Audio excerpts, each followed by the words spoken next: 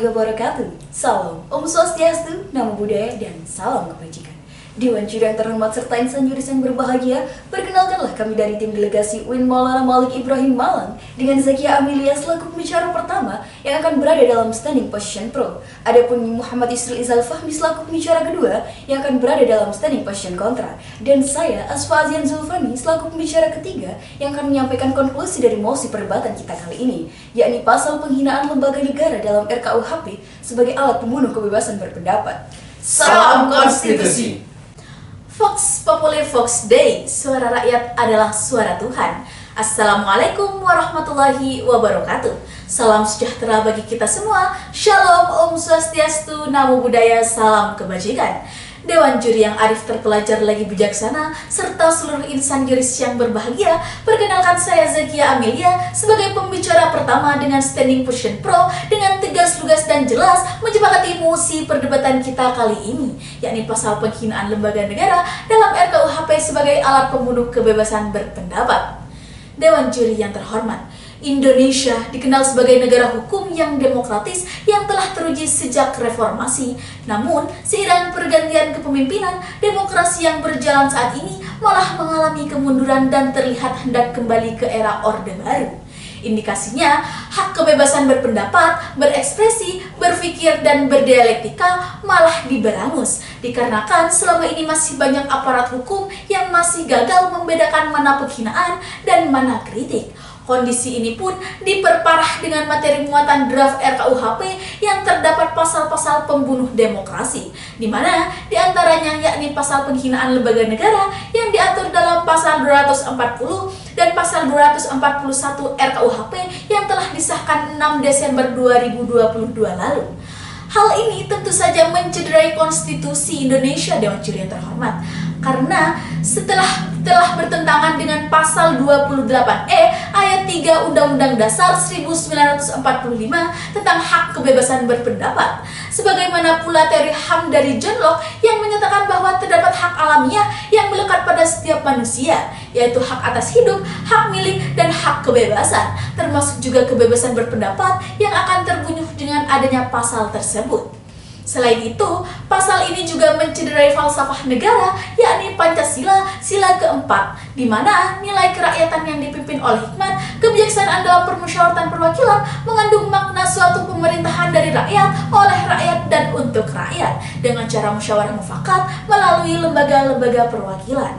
Namun, Dewan Juri yang terhormat, ketika rakyat sudah enggan memberikan pendapatnya karena merasa kebebasan berpendapatnya terenggut dengan adanya pasal tersebut, itu artinya pasal 1 ayat 2 konstitusi pun ikut tercederai, di mana di sana ditegaskan bahwa kedaulatan berada di tangan rakyat tidak akan dapat terlaksana.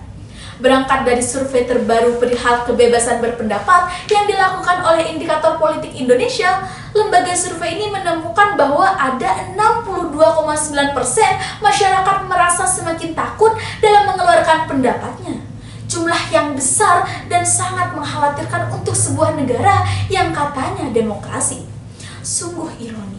Untuk itu, mari kita bayangkan, Dewan Juri yang terhormat, ketika kemudian pasal RKUHP tentang penghinaan lembaga negara ini kemudian benar-benar diberlakukan, akan ada berapa banyak rakyat yang hak berpendapatnya akan terbunuh. September 2021 tahun lalu, terdapat 10 mahasiswa UNS yang ditangkap hanya karena menyuarakan berpendapat berupa kritik terhadap presiden. Selain itu, juga ada Ruslan Buton yang pernah menulis pernyataan berupa kritik terbuka di media sosial yang kemudian malah dipelintir dan dituduh sebagai penghinaan kepada presiden. Dan masih banyak lagi contoh kasus lainnya. Bisa terbayangkan betapa mengerikannya kelak ketika RKUHP pasal penghinaan lembaga negara ini benar-benar digunakan. Pun, aturan penghinaan terhadap lembaga negara dan presiden di berbagai negara hanya bisa dipakai oleh negara dengan bentuk pemerintahan monarki seperti Thailand dan Jepang, dan tidak cocok diadopsi oleh negara-negara dengan bentuk pemerintahan demokrasi seperti Indonesia. Mari kita naikkan level perdebatan kita kali ini satu tingkat lebih tinggi. Dalam studi komparatif yang kami lakukan, terdapat beberapa negara yang sudah menghapuskan pasal terkait penghinaan. Di antaranya Amerika Serikat, beberapa negara Asia, Meksiko, dan Georgia. Seorang ahli dari Kanada, Toby Nadel Mendel, mengatakan adanya pasal penghinaan dan sanksi penjara bagi pelaku penghinaan lembaga negara terlalu berlebihan karena dapat membatasi kebebasan berekspresi atau mengeluarkan pendapat seseorang.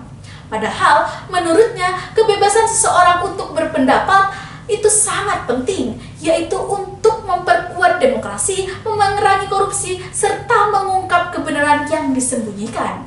Kalau sanksi terlalu berat, individu akan semakin takut membuat pernyataan dan berpendapat. Sampai dengan akhir argumentasi Dewan Juri yang terhormat, sekali lagi kami tegaskan bahwasanya kami setuju dengan adanya mosi perdebatan kita kali ini. Sekian dan terima kasih. Governor Just Prevoy menjalankan pemerintahan berarti melihat ke depan dan menjalankan apa yang harus dilakukan. Assalamualaikum warahmatullahi wabarakatuh.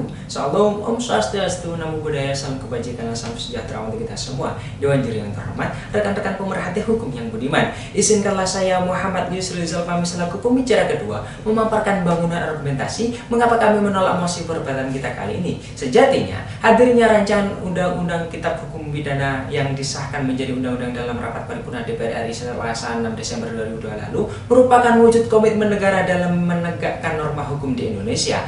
Guru Besar Fakultas Hukum Universitas Diponegoro, Profesor Beni Rianto menyatakan RKUHP telah mengikuti pergerakan paradigma dalam ajaran hukum pidana sesuai dengan perkembangan zaman.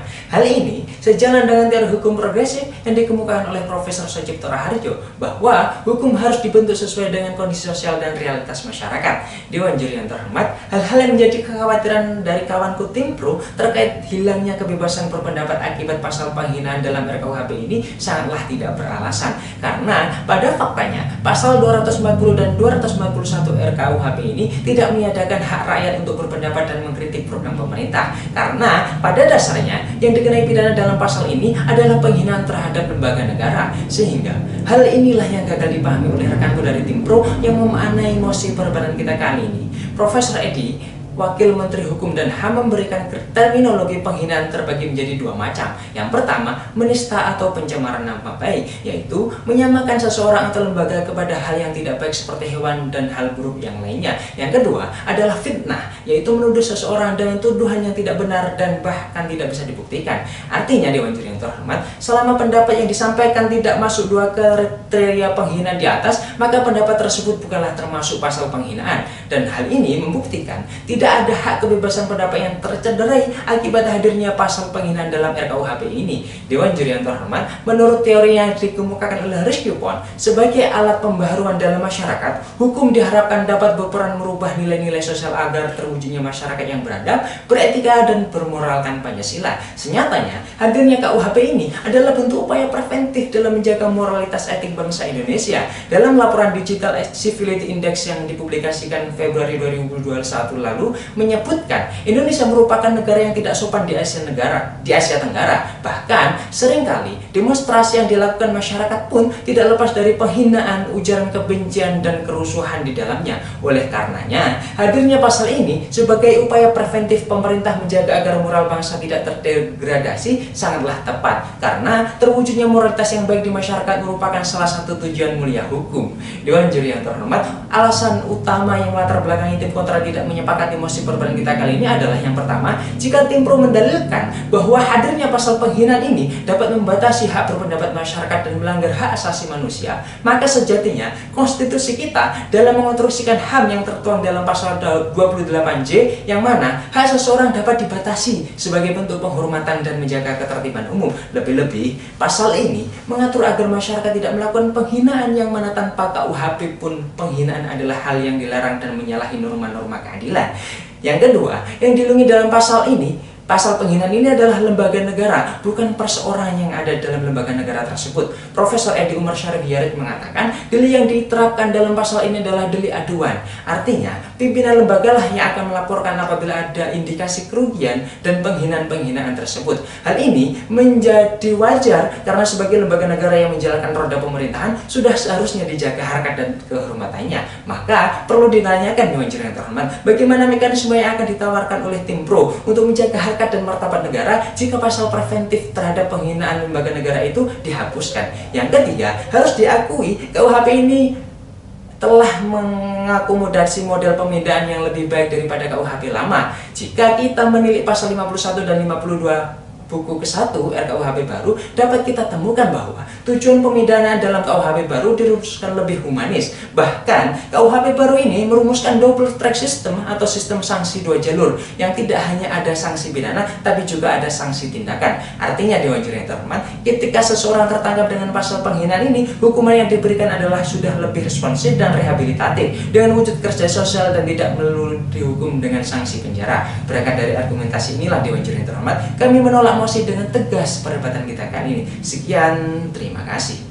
Dewan Juri yang terhormat, tibalah kita di akhir perdebatan di mana pembicara pertama yang berada dalam standing position pro dan pembicara kedua yang berada dalam standing position kontra dari tim kami telah menyampaikan poin-poin argumentasi secara apik dan komprehensif dalam ranah filosofis, yuridis, dan sosiologis, karena tanpa ketiganya hanyalah mayat-mayat hukum. Profesor Sacipto Raharjo. Perlu kita pahami bersama, Dewan Juri yang terhormat, bahwasanya hadirnya pasal penghinaan lembaga negara di dalam RKUHP sendiri adalah sebagai wujud komitmen negara dalam menegakkan norma hukum dan juga merupakan bentuk kemandirian hukum di Indonesia dalam kaitannya dengan hak asasi manusia akan kebebasan berpendapat. Pada dasarnya, setiap manusia memiliki kebebasan untuk berpendapat sebagaimana yang diatur dalam pasal 28E ayat 3 Undang-Undang Dasar 1945. Namun, Dewan Juri yang terhormat, hadirnya pasal 240 dan pasal 241 RKUHP terindikasi menyalahi hak asasi manusia tersebut. Sedangkan di sisi lain, di dalam pasal 28J Undang-Undang Dasar 1945, hak seseorang dapat dibatasi sebagai bentuk penghormatan dan juga untuk menjaga ketertiban umum. Hal seperti inilah yang menjadi perdebatan pada mosi kita kali ini.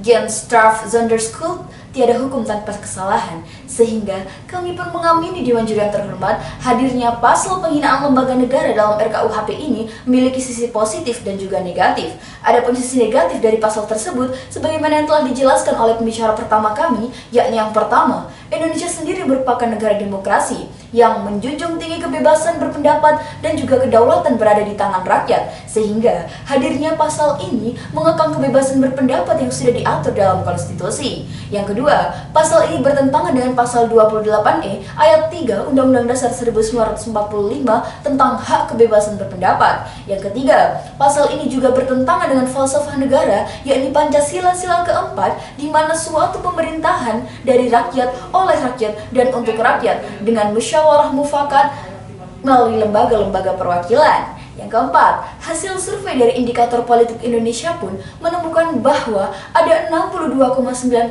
masyarakat yang merasa semakin takut dalam mengeluarkan pendapatnya. Kemudian ada pun sisi positif dari pasal ini sebagaimana yang dipaparkan oleh pembicara kedua kami. Yang pertama, pada faktanya, pasal 240 dan 241 RKUHP tidak meniadakan hak rakyat untuk berpendapat dan mengkritik program pemerintah. Penghinaan, kritik, dan berpendapat merupakan hal yang berbeda, dan pasal ini melarang suatu penghinaan, bukanlah kritikan. Yang kedua, hadirnya RKUHP ini adalah bentuk upaya preventif dalam menjaga moralitas etik bangsa Indonesia. Hal ini sejalan dengan amanah Pancasila. Yang ketiga, sejatinya konstitusi kita dalam mengonstruksikan HAM tertuang dalam pasal 28J, yang mana hak seseorang dapat dibatasi sebagai bentuk penghormatan dan untuk menjaga ketertiban umum. Dan yang keempat, yang dilindungi dalam pasal penghinaan ini adalah lembaga, yang dimana bukan perorangan yang ada dalam lembaga tersebut. Dan adapun delik yang dipakai dalam pasal ini adalah delik aduan. Artinya, pemimpin lembaga lah yang akan mengadukan kalau ada dugaan penghinaan. Hal ini menjadi wajar, karena kenapa? Karena sebagai lembaga negara yang menjalankan roda bernegara, sudah patut pasti dijaga harkat dan kehormatannya. Dewan Juri yang terhormat, sebagai warga negara Indonesia, sudah sepatutnya kita mendukung adanya RKUHP baru ini sebagai semangat baru dalam komitmen negara membangun hukum yang baik di negeri tercinta ini. Kalaupun ternyata dalam prosesnya ditemukan hal yang bertentangan dengan peraturan, undang-undang sudah mengatur mekanisme pengujian untuk perbaikan ke depannya. Hidup sendirian tanpa kekasih, cukup sekian dan terima kasih. Salam Konstitusi!